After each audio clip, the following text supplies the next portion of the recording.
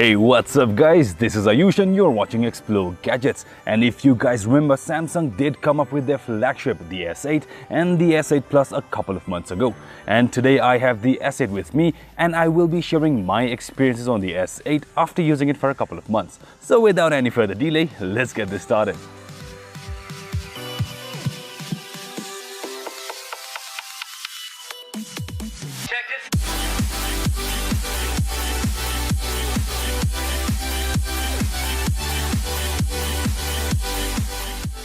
The best smartphone of 2017 so far. A futuristic slab of Android. It's hands down the best looking phone I've ever seen. Extremely slim bezels give you an impression of bezel-less display, and thanks to the popularity of the S7 Edge, the glass is curved on both sides. All of these simply mean that there is much more screen stuffed in for you to tap and view, along with an added benefit of Edge features like quick links. Well, I kind of felt the phone to be slightly tall than most other phones. This is because Samsung has adapted the 18.5 to 9 aspect ratio, giving you more screen in the same body. The curved glass back makes it really comfortable to hold, and considering that phone has a 5.8-inch display, I haven't had much issue while using it with one hand. It's tall, narrow, but at the same time it has more screen in a compact body. Throughout the time I've used this phone, I have been asked multiple times saying, "What phone is that?" The phone truly has been a head turner or conversation starter for me.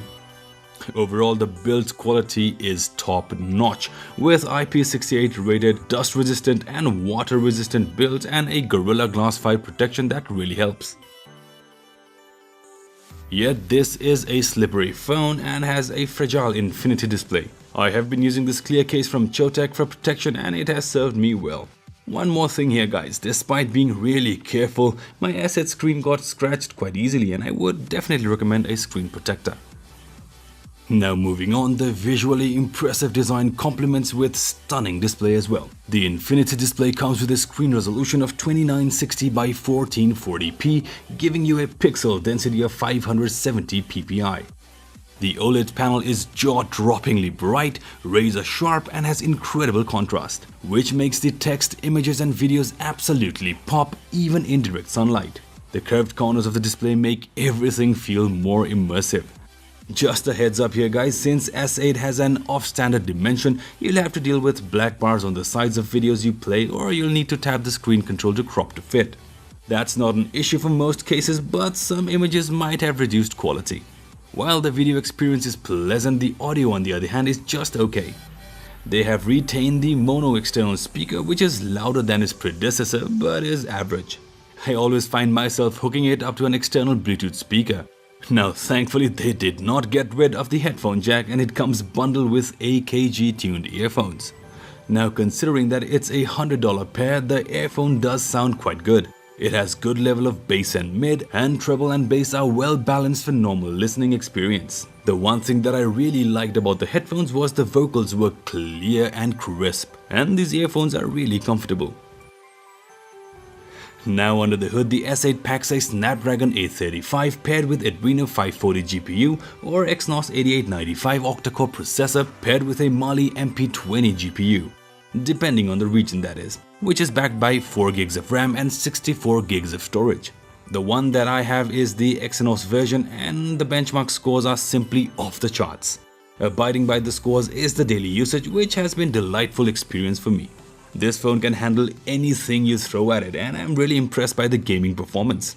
The new chipset handles all graphic intensive tasks really well and the display gives it a more immersive experience as a whole. I would give this phone a 10 on 10 based on its performance. Now all those power-hungry tasks has been backed by a 3000 mAh battery. I generally start using the device at around 10 AM. I've got my 4G, Bluetooth, Wi-Fi and everything else continuously on, and I do get lots of push notifications like email, calls and texts throughout the day. By the end of the day around 4 to 5 PM, I need to turn on my power saving mode as the battery sometimes drops to 15%. Thus it's safe to say that you can get a full day of use out of it. And yes, the battery does have fast charging capability with Quick Charge 2.0 support. It took a little more than 1.5 hours to fully charge from 0 to 100. It's really great that Samsung is moving to a Type-C port, which makes it future-proof.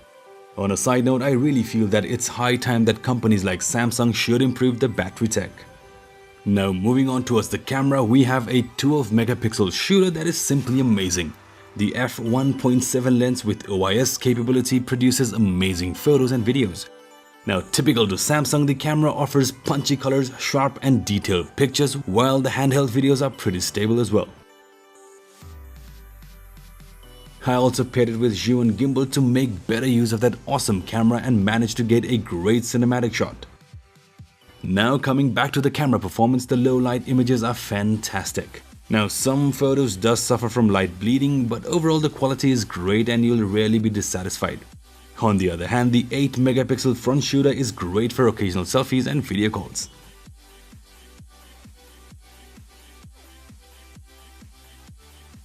Now Samsung does not compromise when it comes to features.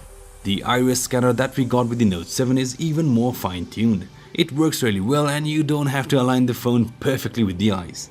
On the other hand, the edge lighting glows up in all 4 sides. It's not something incredibly useful, but for the hefty price you pay for this phone, features like these really enhance the experience.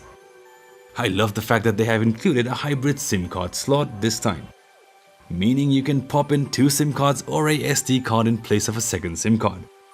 I also like the night mode, which is great for browsing internet or reading articles at night.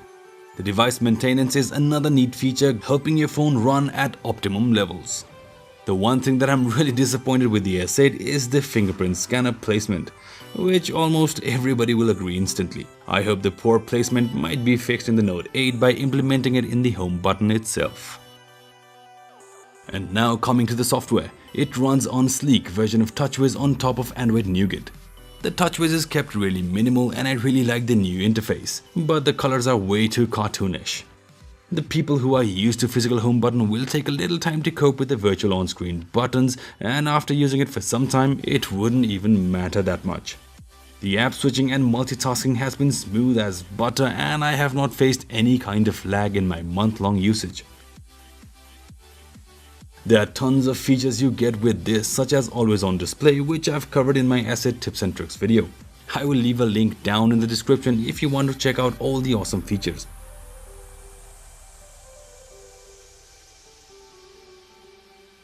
And one cool addition here is the Bixby, which is technically an artificial intelligence that is designed to make devices interaction easier. The only problem is it does not work that well and is not available in all regions. Hence, accidental triggers while changing the volume buttons does get a little annoying at times. So that's it for this video guys. I hope you guys enjoyed this. Please subscribe for more contents like these and don't forget to hit that bell icon to get all the notifications first. We will be coming up with more interesting contents pretty soon, so stay tuned for that and you guys have a great day.